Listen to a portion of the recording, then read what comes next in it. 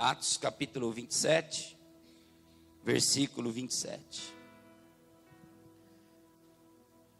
Quando chegou a 14ª noite, sendo abatidos de um lado para o outro do mar Adriático, por volta de meia-noite, pressentiram os marinheiros que se aproximavam de alguma terra. E lançando o prumo, acharam 20 braços, passando um pouco mais, se tornou 15 braços. E receosos que fossem atirados contra as rochas, lançaram da polpa 4 âncoras e oravam para que logo amanhecesse. E procurando os marinheiros fugir do navio, e tendo arriado o bote ao mar, a pretexto de que estavam para largar as âncoras à proa, disse Paulo ao centurião e aos soldados: se estes não permanecerem dentro do navio, não se salvarão. Então os soldados cortaram os cabos dos botes e deixaram os botes se afastar do navio. Enquanto amanhecia, Paulo rogava a todos que comessem, dizendo: hoje já é o 14º dia que estão esperando, estáis sem comer e nada tem provado. Eu vos peço que comais alguma coisa, porque disso depende a vossa vida. Pois nenhum de vós perderá nem um fio de cabelo. Tendo dito isto, tomou o pão, partiu, deu graça, deu na presença de todos, depois partiu e todos comeram. Todos recobraram o ânimo e puseram-se também a comer. Estavam no navio 276 pessoas. Refeitos com a comida, aliviaram o navio e jogaram ao mar o trigo que restou. Quando amanheceu, não reconheceram a terra que avistaram, uma enseada, onde havia praia. Então consultaram entre si, não podiam encalhar ali o navio.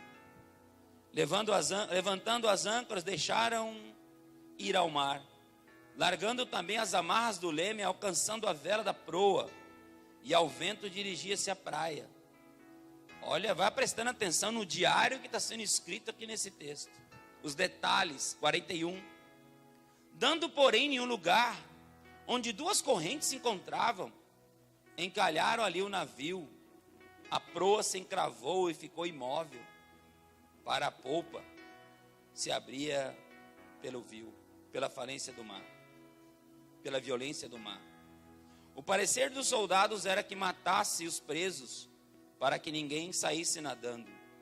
Mas o centurião, querendo salvar a Paulo, impediu de fazer isso. Ordenou que soubessem nadar, fossem os primeiros a se lançar no mar e alcançar a terra. Quanto aos demais, que se salvassem uns em tábuas, outros em destroços do navio. E assim foi que todos se salvaram em terra. Espírito Santo, estamos diante da Tua palavra viva, verdadeira, eficaz, poderosa. Palavra que pode mudar nossa vida, mudar nosso norte, mudar nosso destino. Senhor, encontra um coração nessa noite, onde essa palavra possa repousar. Para o louvor da Tua glória, Senhor amado, que haja um mover do Teu Espírito Santo sobre a nossa vida nesse lugar. Usa a minha boca, Pai. Não pela minha competência, pelo meu entendimento, pela minha capacidade, mas pela Tua graça, porque eu preciso dela em todo o tempo. Em nome do Senhor Jesus. Você pode aplaudir a Jesus por essa palavra, pela palavra dele, a palavra do Senhor. A Bíblia é um livro extremamente diferenciado. A Bíblia vai narrar a criação do universo, a criação do mundo.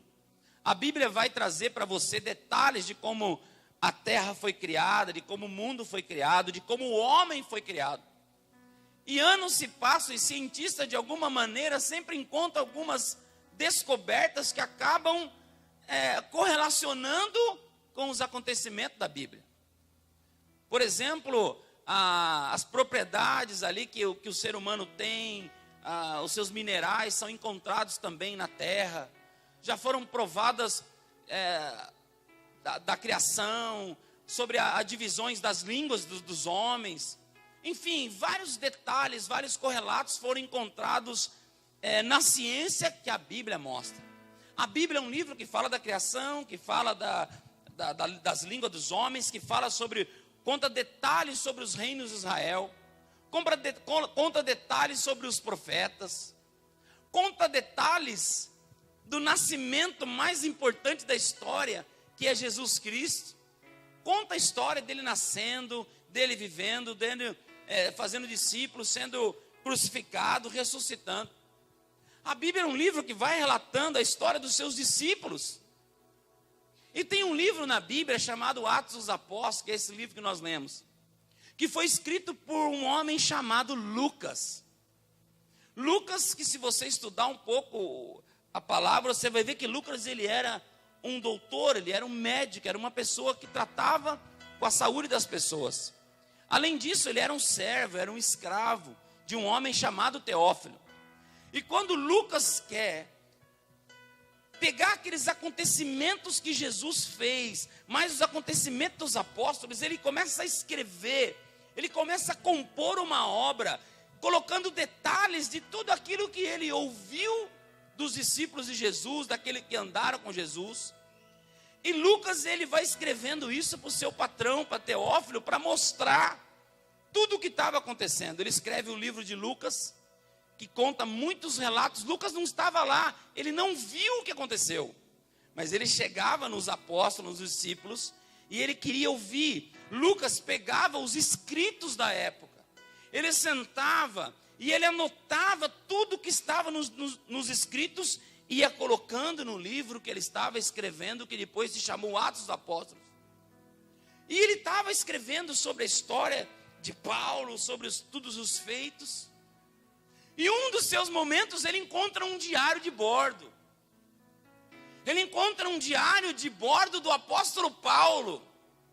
Um diário de bordo de uma viagem que o apóstolo Paulo faria. Não uma viagem que ele queria fazer. Ele até queria, mas ele não foi por livre, espontânea vontade. A última viagem do apóstolo Paulo, ele foi levado como um prisioneiro.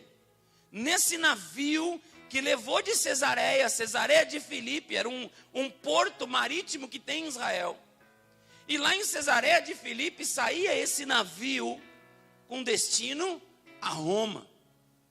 E Paulo estava preso porque Paulo estava sendo julgado, porque Paulo estava defendendo uma nova seita que havia aparecido, que para o mundo era uma seita. Paulo falava de Cristo, falava de Jesus, falava da ressurreição, e por falar disso, Paulo foi condenado a se apresentar diante das autoridades de Cesareia, para defender e falar, e negar, mas Paulo não nega, e pelo contrário, Paulo diz: eu apelo ao imperador. Por Paulo ter um parentesco romano, por ter uma identidade romana por parte de pai, Paulo tem direito de exigir e falar assim: olha, eu quero ser julgado no tribunal de Roma. Porque Paulo tinha um desejo, o Espírito Santo havia falado para ele, que ele iria pregar na Itália, ele ia pregar para o imperador. Presta atenção, só para você entender como a Bíblia é rica, como você está diante de uma palavra tremenda, que pode mudar a história da tua vida.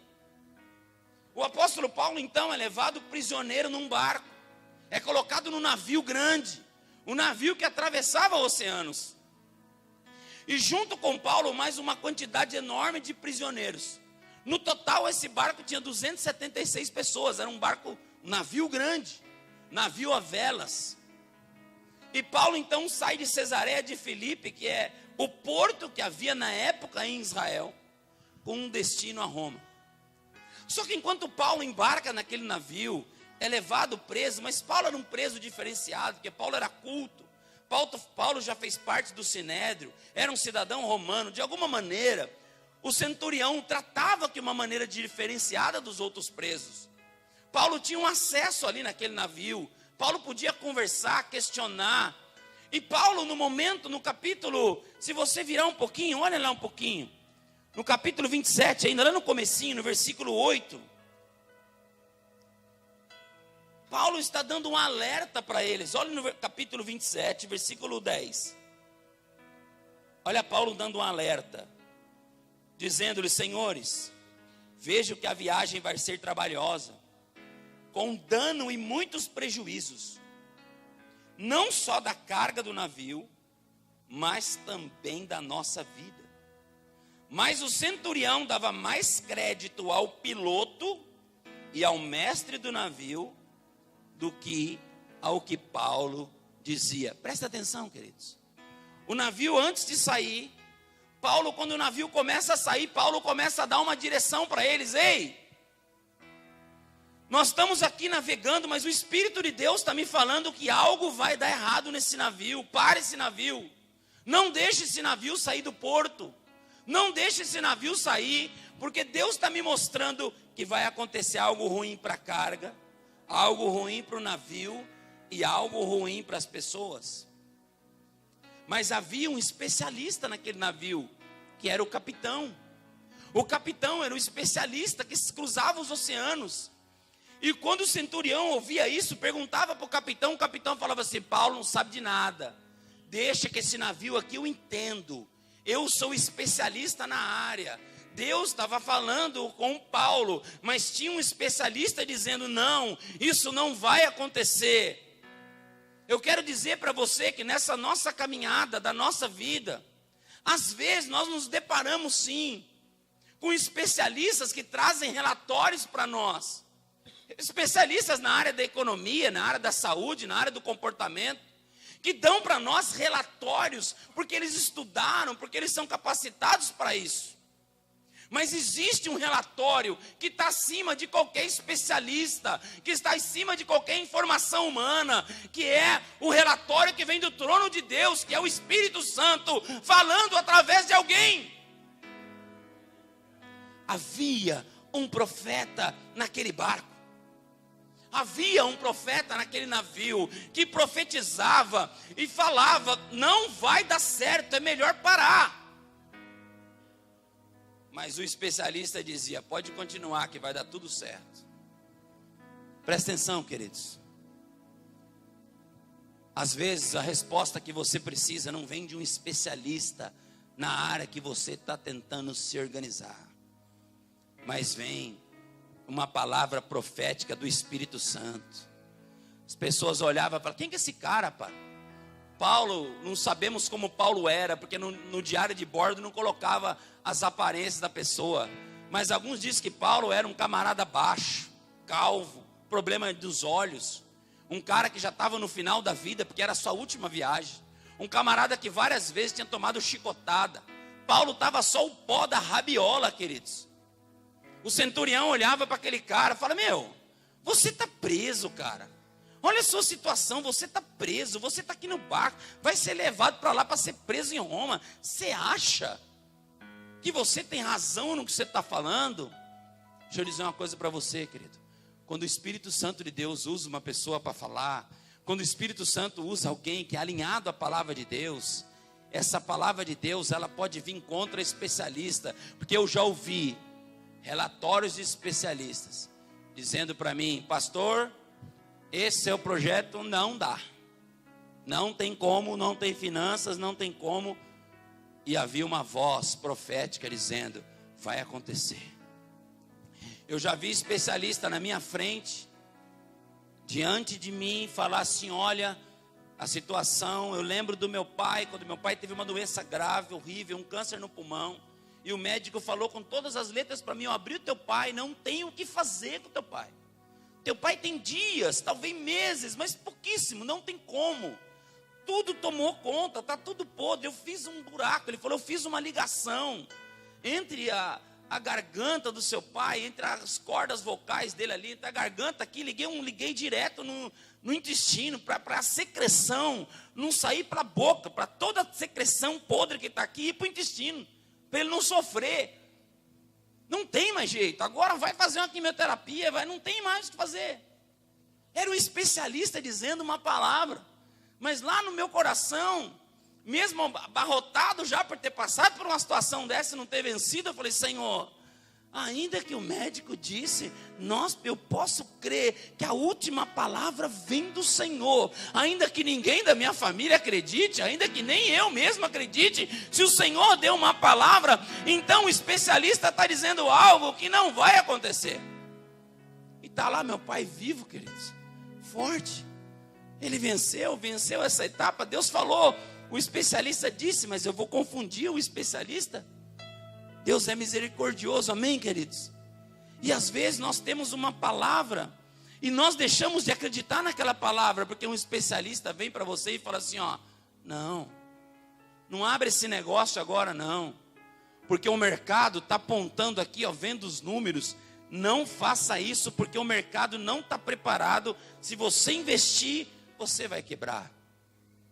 O especialista olha para você e fala assim, ei, toma esse monte de remédio aqui, se entope desse remédio que você vai conseguir dormir, que você vai conseguir viver. Quando o Espírito diz para você, não, você não precisa disso, você precisa da minha palavra, você precisa buscar minha vida, amém? Você precisa buscar teu relacionamento comigo. A diferença é que esses homens estavam diante de uma palavra. Tiago, capítulo 1, versículo 22 diz, tornai-vos, pois, praticantes, e não somente ouvintes da palavra, porque todo aquele que ouve e pratica é comparado a um homem que está diante de um espelho, e vê o teu rosto no espelho, mas quando vira já não lembra como é o seu formato. Eles estavam aqui ouvindo a palavra, Paulo estava dizendo, não vai, mas eles ainda acreditavam na voz do especialista. Eu não sei porquê, mas Deus está falando literalmente com você hoje. A palavra que você precisa não virá da boca de um especialista, mas virá do coração de Deus, do trono de Deus. Uma palavra onde você se abraça a ela e fala, Senhor, eu creio na tua palavra. Alguém pode dar um glória a Deus aqui, amém?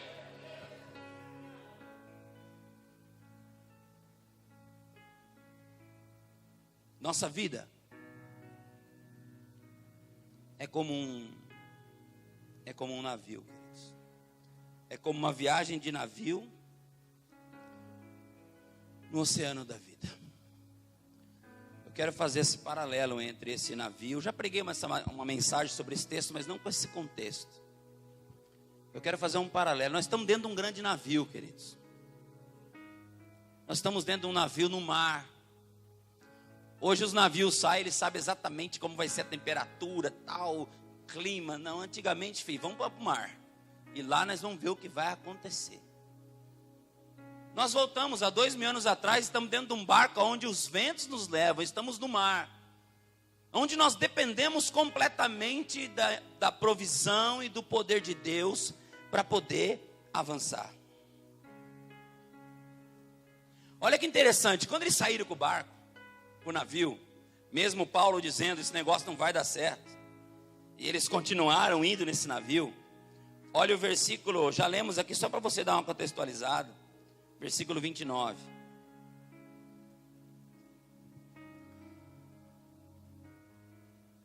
Bom, eles saíram com o navio, e quando chega o texto aqui que eu contei para vocês, que eles saíram de Cesareia, quando chegaram perto dessa ilha de Malta, versículo 27, quando chegou a 14ª noite, ou seja, depois de 14 dias, eles sendo batidos de um lado para o outro.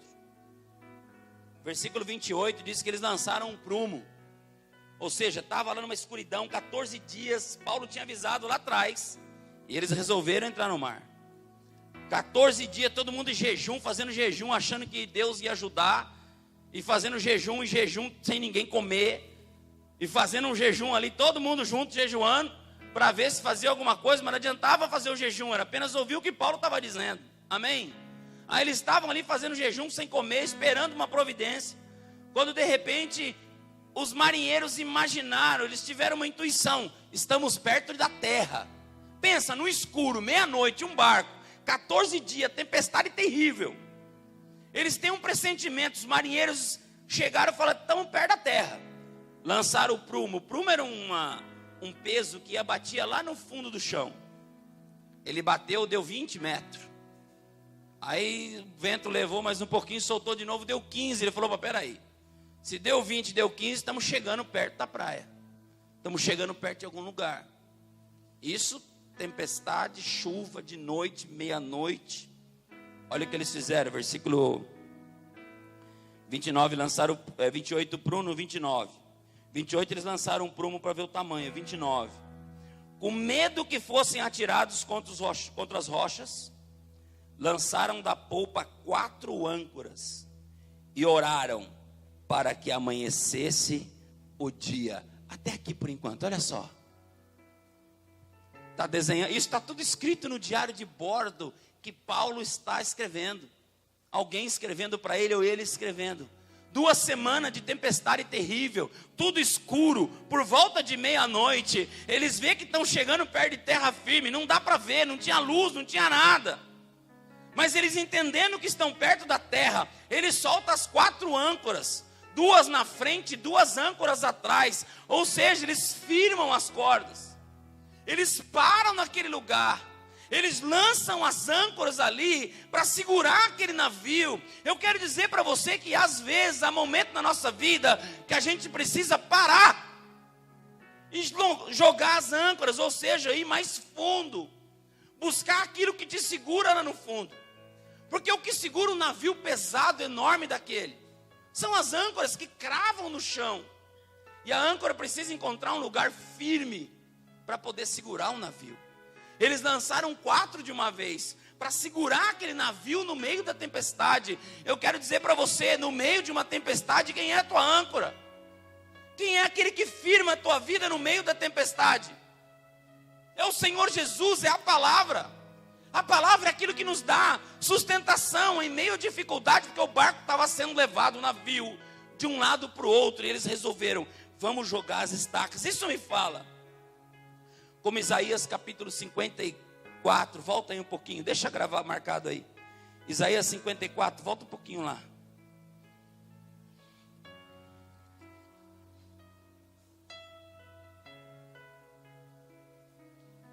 Isaías 54, versículo 2. Ó o que fala sobre firmar suas estacas, queridos. Isaías 54, versículo 2. Alarga o teu espaço da tua tenda, estende o todo da tua habitação, e não impeças. Alonga as tuas cordas, e firma as tuas estacas. Deus está dizendo para nós nessa noite, firma suas estacas, queridos. Firma suas estacas, que é a palavra do Senhor. Os ventos levaram o navio de um lado para o outro, assim é a nossa vida. Às vezes, as circunstâncias nos levam de um lado para o outro. Interessante que eles estavam orando, até os presos, todo mundo. Era meia-noite. Qual era a oração deles? Orando para amanhecer logo o dia. Ei, olha para mim. Quem é que nunca passou por uma noite em que você não via a hora de amanhecer? Quantas vezes você passa por uma noite, queridos? Uma noite de enfermidade, uma noite de sofrimento, ou uma noite em que você não consegue dormir pelos problemas da vida, e onde a única coisa que você espera é que amanheça o dia. Nesse nosso diário de bordo que estamos vivendo, nesse oceano da vida que Deus nos colocou, há momentos nesse oceano, queridos, em que no meio da noite nós só queremos algo. Senhor, amanhece o dia. A oração deles era, meu Deus, que esse dia amanheça, para que eu possa ver a terra, para que eu possa ver onde eu estou, porque há momentos da nossa vida em que nós nos encontramos sem norte, não conseguimos ver a direção. Eu me lembro de quantas noites eu passei com a minha esposa, com meus filhos, com familiares, situação onde você olha e no meio da madrugada e você só tem um desejo, amanhece o dia. Não sei se você já teve um carro quebrado no meio da noite e você ficou com o carro quebrado num lugar perigoso. A primeira viagem que fizemos para o Espírito Santo, o carro quebrou num lugar ermo, lá no Rio de Janeiro. E eu só pensava uma coisa ali, que viesse um socorro, que amanhecesse o dia, que acontecesse alguma coisa. Porque no meio da noite, quando você está com o carro quebrado e você não tem aonde correr, você só pensa numa coisa, amanhece o dia. Sabe quando você está e chove bastante? Eu sei que aqui ninguém tem medo de chuva, ninguém tem medo de raio, ninguém tem medo de trovão, mas quando acaba a energia elétrica à noite, e você está sem energia elétrica chovendo, você só pensa uma coisa: oh Deus, ou volta a energia, ou amanhece logo o dia. Não levanta a mão que eu não quero que ninguém se exponha. Mas trazendo isso para a nossa vida sentimental, para o nosso dia a dia. Há momentos que a gente não vê a hora de amanhecer o dia. Como diz lá em Salmo, o choro pode durar uma noite toda, mas a alegria do Senhor, ela vem pela manhã. Você pode dar um aplauso ao Senhor, querido?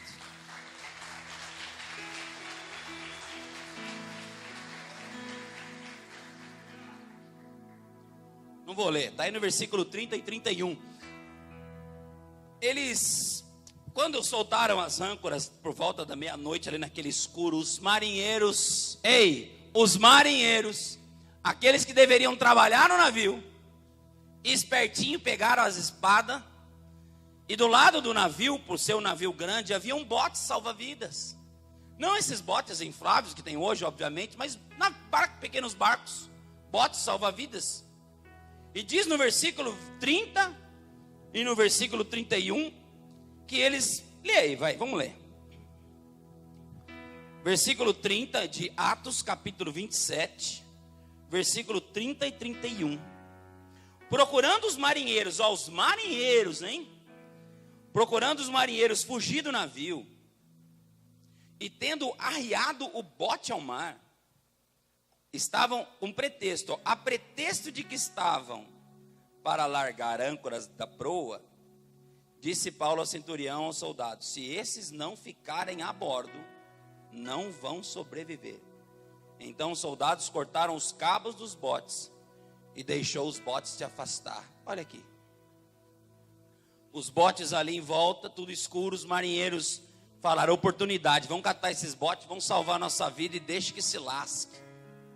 Ei, agora começaram a ouvir o profeta, porque o profeta, só dão atenção para o profeta quando o caos se estabelece. Quando você entra numa família, pastor Hilder, num casal que está tudo bem, eles não ouvem a voz do profeta, eles não ouvem a voz do pastor. O pastor pode ir lá e fala amém, amém, mas quando o caos se estabelece, quando o caos vem à tona, aí eles ouvem a voz do profeta. Agora eles estavam ouvindo a voz do profeta, quando viram depois de 14 dias que o caos se estabeleceu, a ponto dos marinheiros estavam indo embora. Os marinheiros foram pegar os botes para salvar suas vidas e deixar lá. Mas naquele momento o homem de Deus se levanta e fala para o centurião: não deixe esses homens saírem do navio, porque se eles saírem do navio, eles vão morrer. Aí eles passaram a ouvir uma voz profética naquele momento, porque no meio do caos, no meio da desordem, eu lembro quando um dia o meu casamento destruído, a nossa vida arrebentada, e quando a gente estava assim, ainda bem, pessoas tentaram falar para a gente era bem no começo do evangelho, pouco tempo de crente, mas eu me lembro que um dia no meio do desespero, a Rosângela tinha ido embora já, e a gente com o casamento arrebentado, um dia eu catei o telefone, liguei para o Disque Me Ajude, Disque Oração, sei lá se era da Universal, se era da...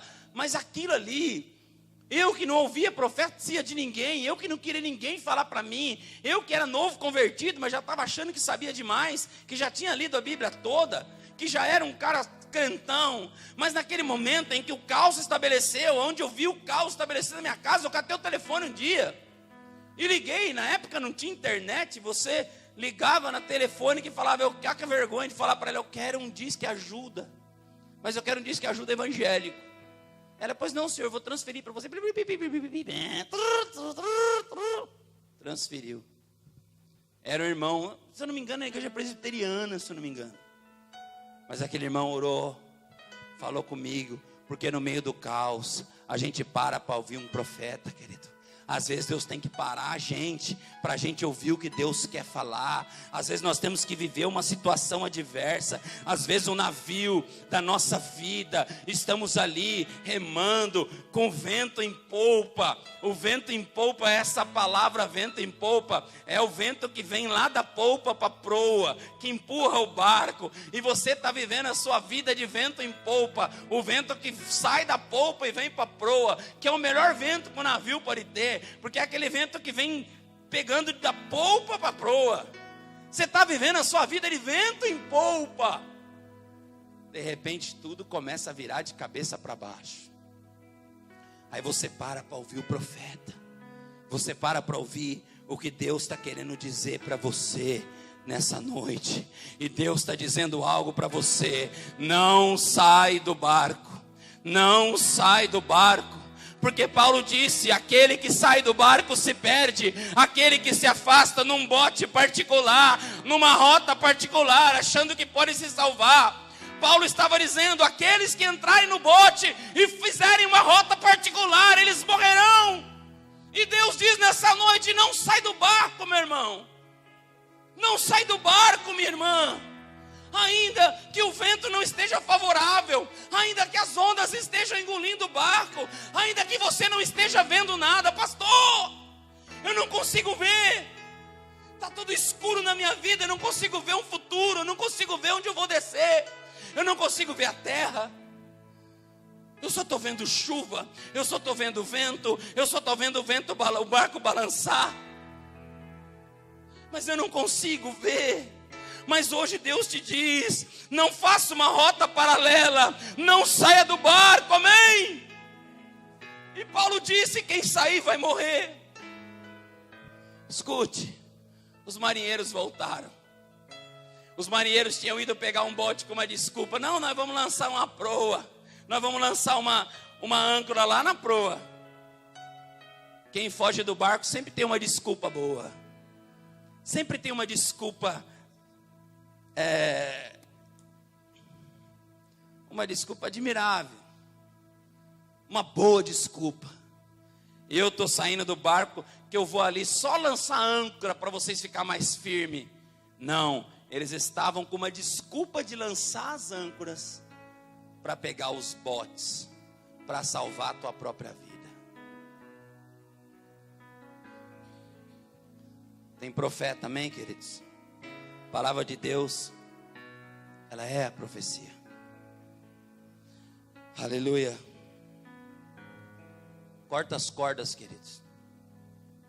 Me lembro de uma ilustração que eu contei há 15 anos, há uns 10, 12 anos atrás. Você lembra, isso aí depois viralizou, de um cara que estava subindo a montanha, e depois caiu, ficou pendurado pela corda, e uma voz falava para ele, corta a corda, e tudo congelando.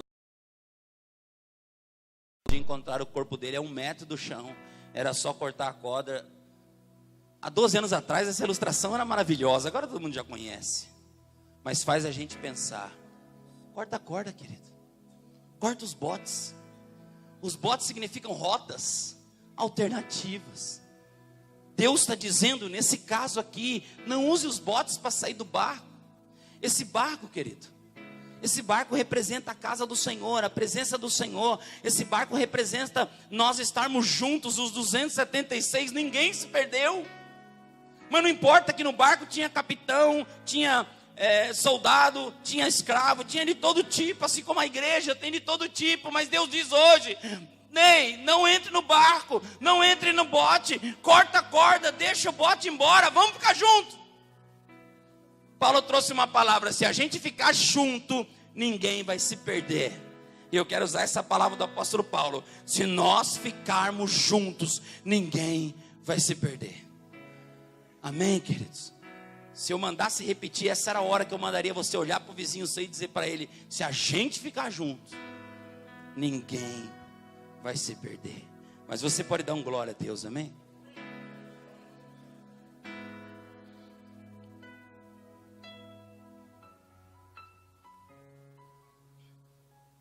O versículo 34, olha aí para a tua Bíblia. Hoje nós vamos ler bastante texto. Aleluia, Jesus. Olha que Paulo disse, se estivermos juntos, ninguém vai perder nenhum fio de cabelo. Posso ouvir um amém? Quem está caindo o cabelo aí? Nenhum fio de cabelo você vai perder se nós estivermos juntos. O apóstolo Paulo que falou. 34. Eu peço a vocês. 38. Vamos no 38. Quando chegaram... Deixa eu só explicar esse contexto para vocês aqui antes de ler o 38. Paulo disse no versículo 34.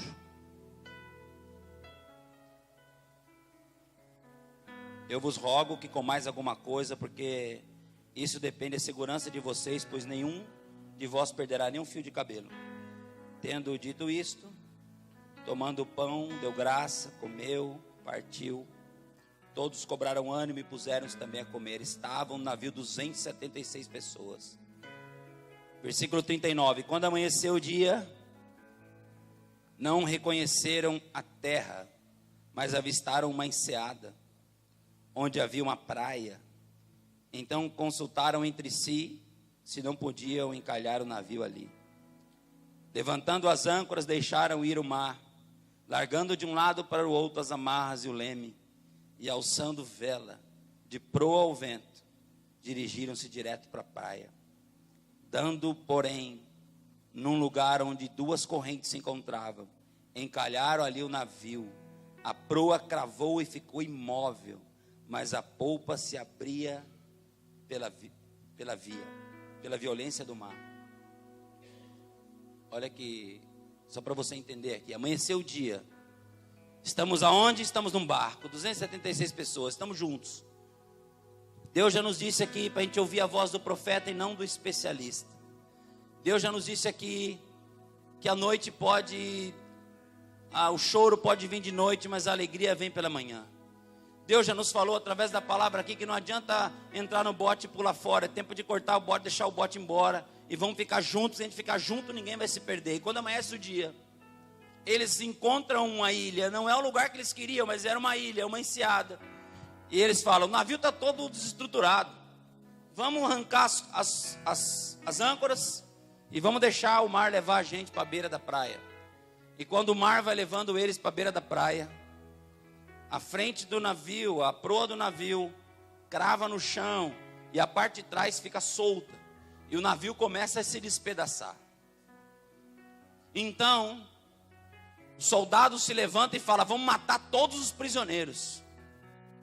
Mas o centurião, por conhecer Paulo, fala, não, vão matar ninguém. Deus já falou que todo mundo vai sobreviver.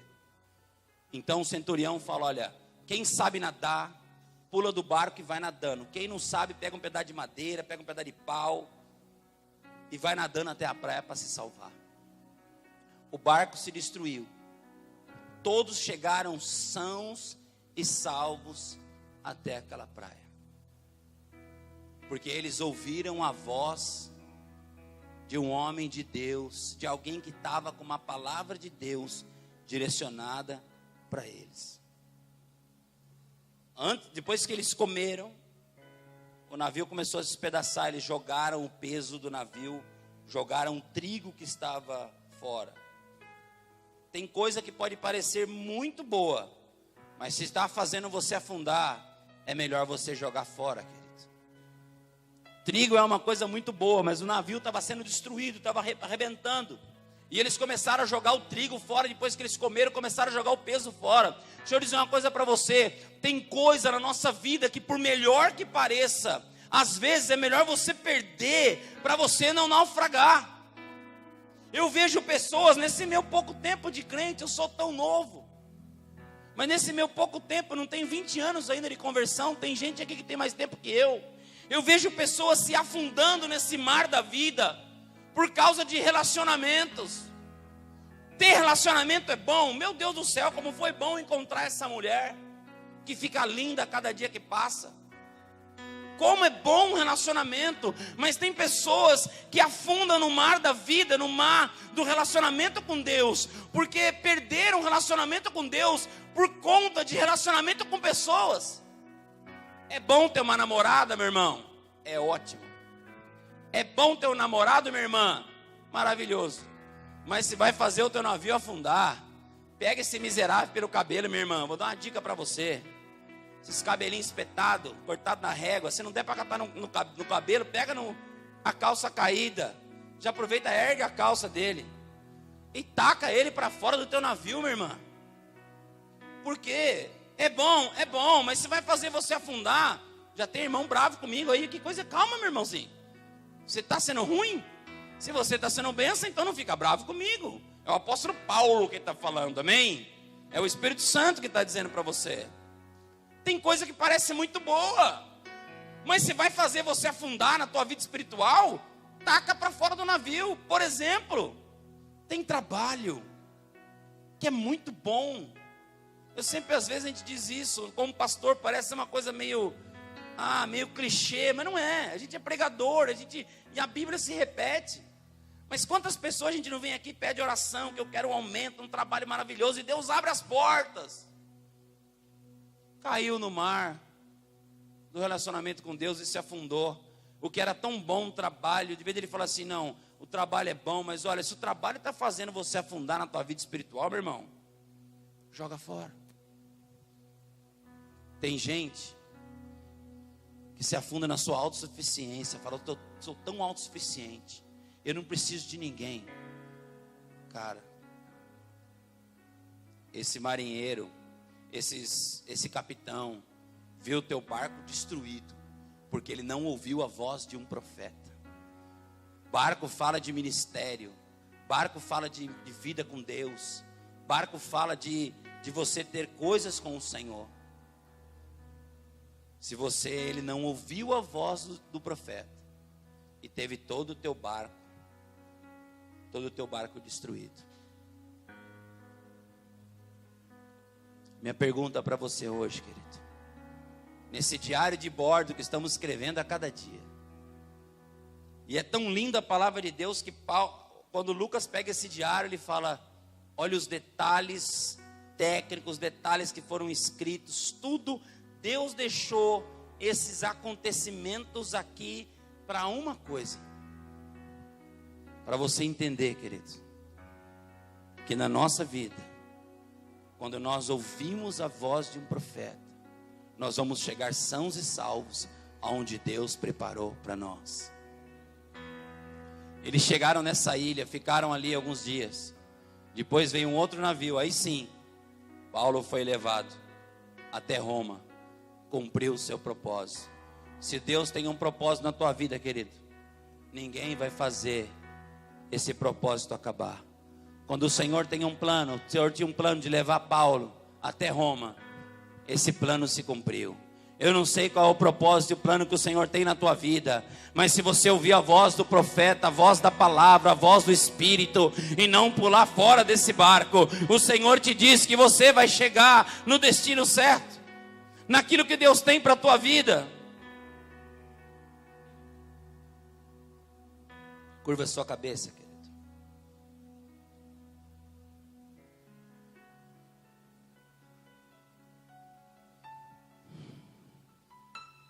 Imagina que você está com uma caneta na mão e você está com um papel. E nesse diário de bordo da sua vida, nos oceanos da vida, talvez você está ouvindo essa palavra e está dizendo, pastor, hoje o meu navio está de vento em polpa. O vento está correndo. Meu navio está andando, pastor. Como foi o seu dia hoje, nesse diário? O que você escreveu nesse diário de bordo hoje? O que o Espírito Santo de Deus te levou a escrever nesse dia? Você tem ouvido a voz dos especialistas? Ou você tem ouvido a voz do Espírito Santo de Deus? Talvez você, como aqueles marinheiros que conheciam o mar, tiveram desejo de cortar as cordas, tiveram desejo de pegar os barcos, os botes, e sair com os botes. Talvez você esteja aqui nessa noite com esse sentimento, querido, de pular fora do barco.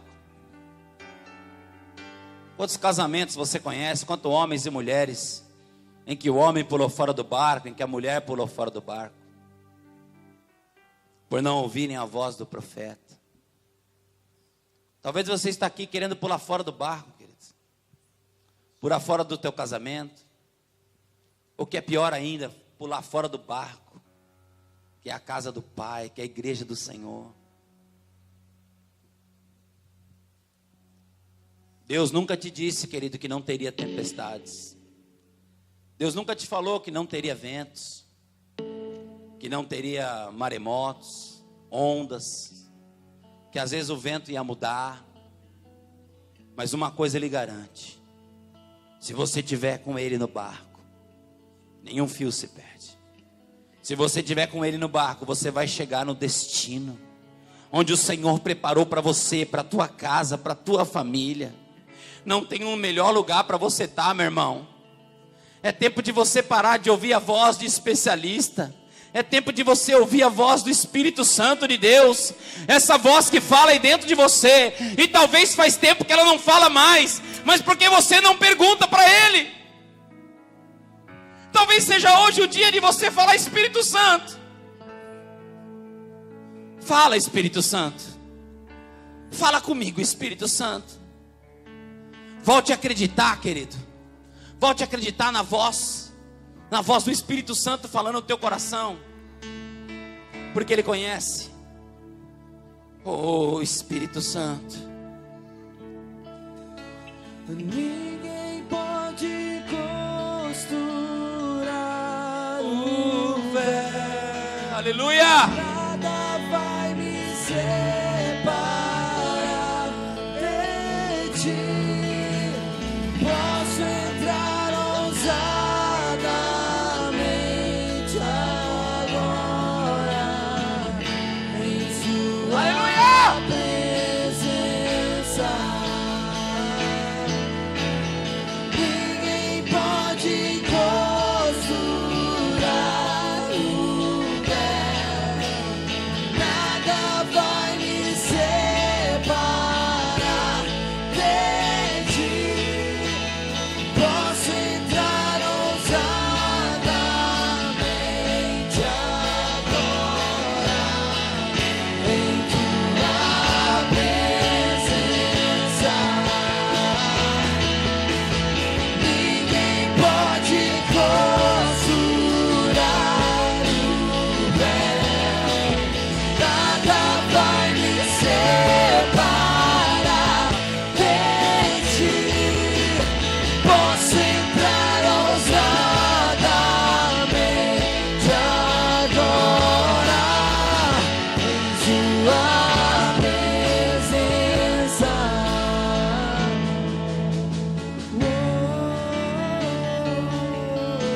Aleluia. Aleluia. Aleluia, Jesus. Aleluia. Aleluia, Jesus. Deixa o Espírito Santo, querido. Deixa o Espírito Santo. Ouça a voz do Espírito, querido.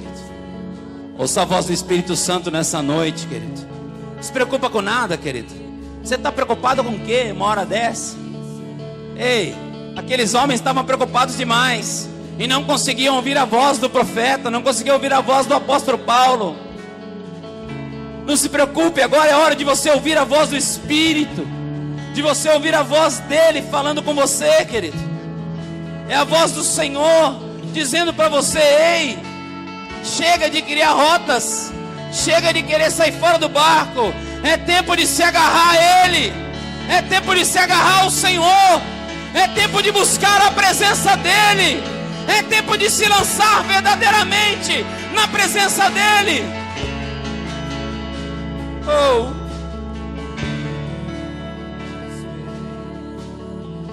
aleluia, aleluia, Jesus,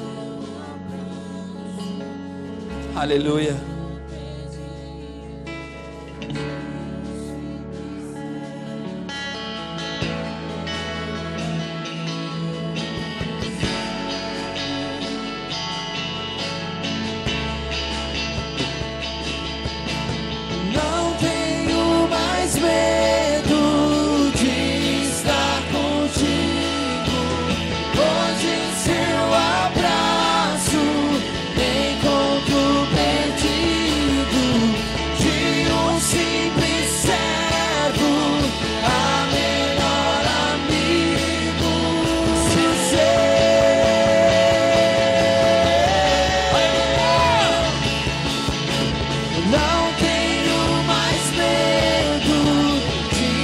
estar contigo.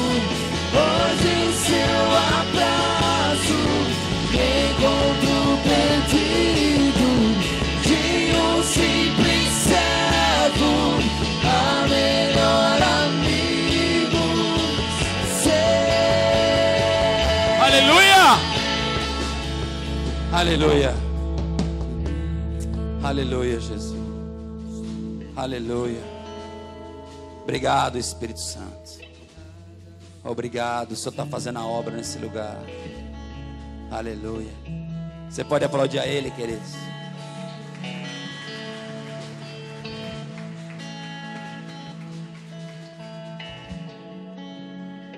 Amém. Glória a Deus. É isso aí, meu irmão. Aleluia. O profeta está ali falando. Amém. Diário de bordo do apóstolo Paulo. Diário de um navio. Amém, queridos? Deus permitiu esse diário para dar um toque para você.